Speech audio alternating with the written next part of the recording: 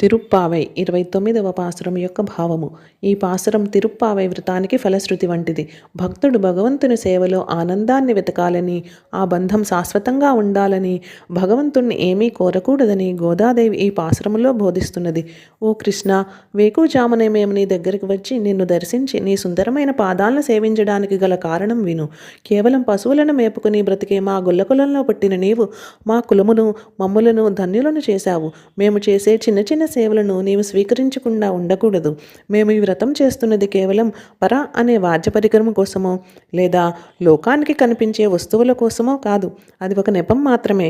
మా అసలు కోరిక ఏమిటంటే ఈ జన్మలోనే కాదు, ఇక వచ్చే 7 జన్మల్లో కూడా మేము నీకే బంధువులమై ఉండాలని, నీకే దాస్యం చేయాలని, నీ సేవలో తప్ప మాకు మరే ఇతర కోరికల మీద మనసు పోకుండా నీవే అనుగ్రహించు స్వామి.